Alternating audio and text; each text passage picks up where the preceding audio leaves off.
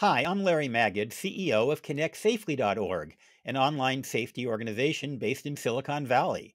And I'm with Dr. Samir Hinduja, who's a professor in the School of Criminology and Criminal Justice at Florida Atlantic University, co-director of the Cyberbullying Research Center, and a faculty associate at the Berkman Klein Center at Harvard University. I've known Samir for a number of years, and he's one of the leading experts on cyberbullying. And he speaks a lot to students and their parents all around the country, and for that matter, around the world. And we're very fortunate to have him here today. Samir, welcome, and thank you for joining us. Great seeing you, Larry.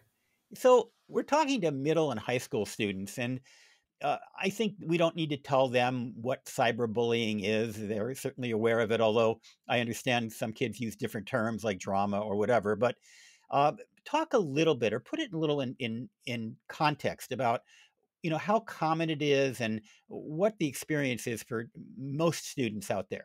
At the Cyberbullying Research Center, which I co-direct with Dr. Justin Patchen, who's over at the University of Wisconsin-Eau Claire, we're constantly receiving help requests from youth around the nation and around the world who continue to deal with various forms of online harassment. And as you mentioned, they might label it in different ways, but generally speaking, it tends to be, hate accounts on social media or embarrassing or humiliating photos or videos that they want taken down, or them being targeted because of their race or religion or some other identity based characteristic. And the problem isn't going away.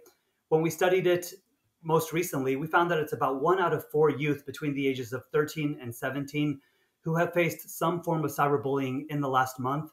And that's an increase from 17%, which is what we found in 2019. So it's a reality, and we must do all that we can to come alongside youth and try to figure out what we can do to assist them. Do you think the pandemic has anything to do with that uptick that you're seeing? There's been a little bit of research related to the pandemic and what has happened in terms of increased screen time with everyone being in quarantine for such a long time. And I can't say specifically that it's led to that increase, but I wouldn't doubt it. I wouldn't doubt that because so many youth have been in front of their screens and have been using various platforms in order to meet their social and relational needs simply because they can't hang out in person or couldn't during the pandemic and lockdown, then yes, of course, we're going to have various sorts of forms of harm and hate and harassment bubble up. If any students watching feel that they've been victimized, that they're being adversely affected by whether you call it bullying, harassment, drama, whatever, what should they do to, try to end the situation and make things better? I would first want to tell them that, look, you don't need to suffer silently. And I know it's scary to reach out to an educator at school or your parent or guardian, but oftentimes they're in the position to help you. And I also want to say that myself and Larry and so many other experts, we've really tried to carry the torch and let them know that if you freak out, if you respond in some sort of reactionary manner, then they're not going to want to talk to you in the future. And they're going to tell all of their friends to not talk to you in the future as well. So increasingly, they're being more rational and reasonable, but you have to give them a chance. You have to let them know what's going on because they can't read your mind. And I also want to encourage you to please take advantage of the controls that are at your disposal within the app or on the platform that you're using that you love. Again, in our most recent research, youth know that they can block and report and mute, but they hesitate. They don't do it as often as they should. Yeah. So again, control your online experience. Block, report, mute, and unfriend and unfollow. Don't unnecessarily let people into your network and have access to all that you post if you don't trust them, if you don't believe that they have your good intentions at heart. At Connect Safely, we have quick guides to almost all of the major services youth use: TikTok, Snapchat, Instagram, etc. And so even though they're aimed at parents, young people are more than welcome to come to connectsafely.org and look at some of those materials. I think you'll find some advice that's applicable to you. You mentioned, the fact that you could go to educators, you can go to parents, you can use parental controls. But what about peers? What about allies among your own friends and peer group? I also want to encourage youth to definitely let somebody know. We do see that about 1 out of 2 talk to a friend when they've been targeted online, but I would love for those numbers to be a lot closer to 100% because we're not meant to bear burdens in life alone. We're supposed to offload them, so to speak, and rely on friends to be an encouragement, to perhaps think of some sort of strategy or solution to deal with the problem that would never have occurred to us because we're right in the thick of it. And we feel all of the emotion, whether it's anger or frustration or sadness or fear or embarrassment. And when you're in that cloud, it's hard to think straight. But by, again, just dialoguing with somebody else, maybe, just maybe, you'll identify a specific action plan to take. And what about other students? What can students do to be an ally to a friend or just someone they know or even don't know at school that's experiencing online bullying? I want to remind youth that they have so much power. They have so much agency and autonomy to change conversations, to intervene in some capacity. And I know that seems scary sometimes, but I'm seeing so many youth becoming increasingly bold and willing to stand up for their beliefs. And we just want that trend to continue. So maybe in the moment you might be hesitant or not know what to say, but at the very least, you can check in with your friend and see how badly they're hurt, or if they're deeply internalizing the harm afterward. You can also talk to an adult. You can talk to someone that you trust and just let them know what's going on, because you don't know what's going on in the background of a child or a teenager when they deal with harassment. And maybe, just maybe, this last instance is something that deeply and maybe even catastrophically affects them. So you would want someone to speak up for you. You would want someone to step up for you and be an ally. So please, let's be that for other people.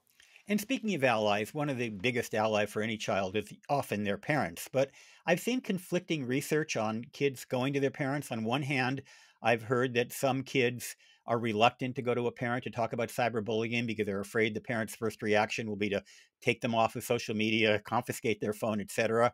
But then I've also seen research that many children, or many youth, I should say that their parents are really their best resource when it comes to dealing with serious problems. So talk to me, or talk to our audience, I should say, about what young people should do in terms of approaching their parents if they feel they've got an issue.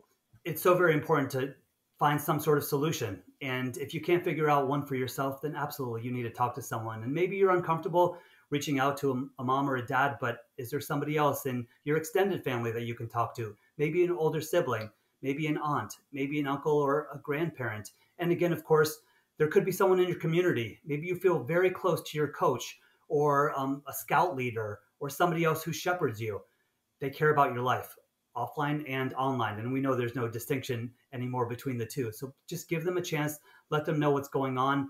And also, please understand that you might think that they're judging you, but really it's because the situation you're sharing with them is often just foreign to them. So give them a little bit of grace, and they will see how it's affecting you, and they will work with you to figure out some sort of mutually agreeable strategy.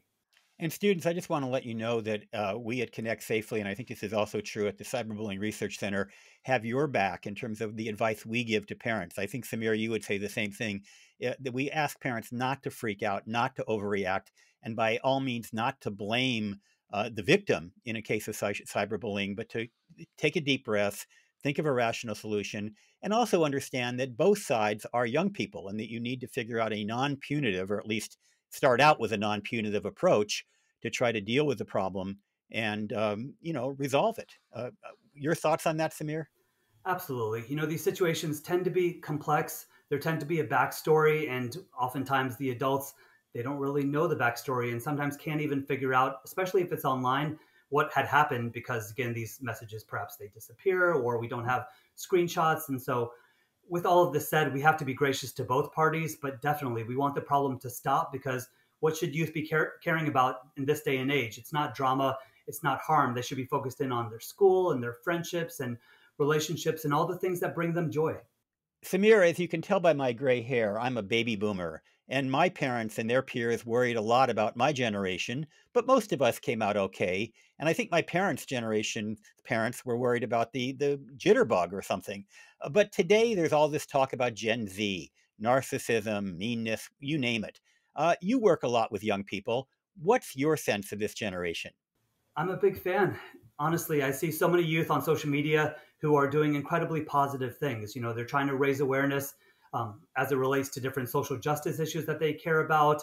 They're learning how to code and work on video editing and become influencers. And of course, I know that's a fraction of a percent, and no youth should be chasing that dream. If it happens, it happens. But there's many other things to pursue. But the point is that there's a lot of positives, and yet the media likes to focus on the negatives because they prey on fear, uncertainty, and doubt. But man, I'm very encouraged, and I feel that this generation, they're world changers. And what we should do as adults, instead of standing on the sidelines critiquing them, is to come alongside them, and figure out what we can do to equip them, resource them, further inspire them to achieve their dreams, to achieve their goals, and again, consequently, change the world. That's a great note to end on. Thank you so much, Dr. Samir Hinduja, professor in the School of Criminology and Criminal Justice at Florida Atlantic University and co director of the Cyberbullying Research Center. Thanks again, Samir. You bet.